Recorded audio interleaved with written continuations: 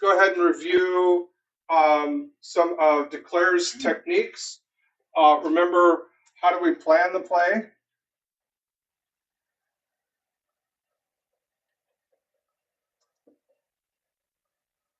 The way I presented it last week, we had 3 steps. What's our first step? Yeah, goal. Check your goal or determine your goal.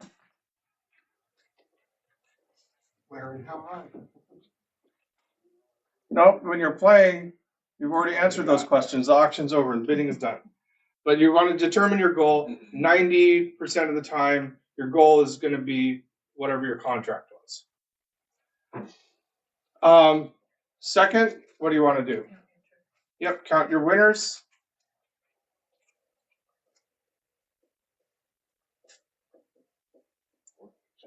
And if you have enough winners, what do you do next?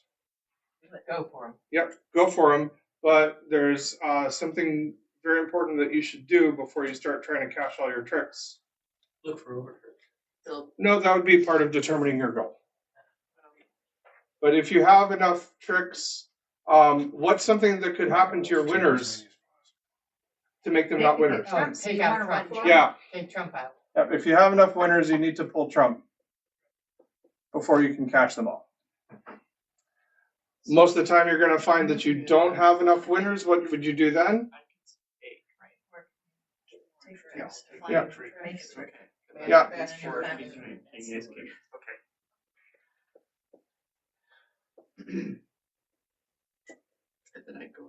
Look for tricks that you can build or manufacture, or and then so once you've identified those, then you actually need to start building those tricks.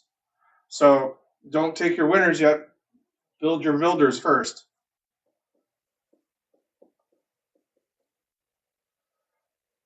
And then so far we've learned 3 techniques for building tricks. Yeah.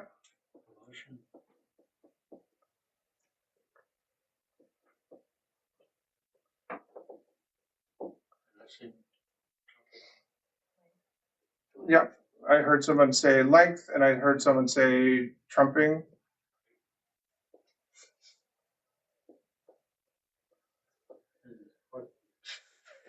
Yeah, the 4th one we'll learn about after we finish the review. So promotion is where you have a bunch of cards in sequence, like King, Queen, Jack.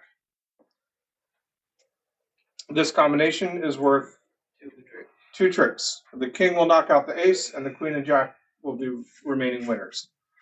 Length is something like this. You have 8 cards in this suit, right? You expect the opponents to have 5. Well, you know they have 5. And you expect them normally to break out. 3-2. Which means once you're done playing the King, Queen, and Jack, if you're lucky, which this will happen about 2/3 of the time, the opponents will no longer have any cards in that suit. Which means after you played the 2, 3, and 4, your 6 and 5 will be winners by default. Nobody can beat them. This is an example of a combination between promotion and length, because once you use the King to knock out the Ace, you have 2 winners left. But then once you've taken those winners, you've got these long cards left as well. Promotion is usually a guarantee. Length is usually less of a guarantee. About 1/3 of the time, someone will have 4 or more cards in this suit. And if they have 4, you can still create tricks by length, but you'll create 1 less, because the King, Queen, and Jack will get played, but someone will still have the 10 remaining. And you have to lead it 1 more time, and eventually your 6 or your 5 will be good. And then roughing, just saying roughing is incomplete. Does anybody remember the second half of this phrase? Rough in the short. Yes. Rough in the short trump hand.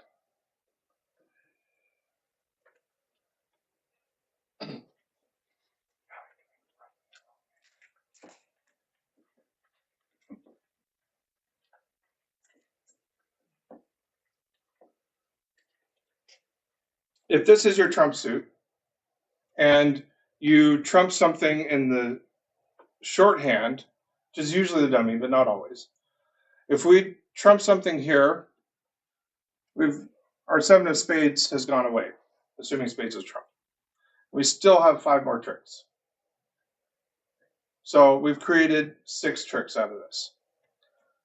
If, however, we trump something here, we've used up our 8, we've won a trick, but we only have 4 tricks left to take.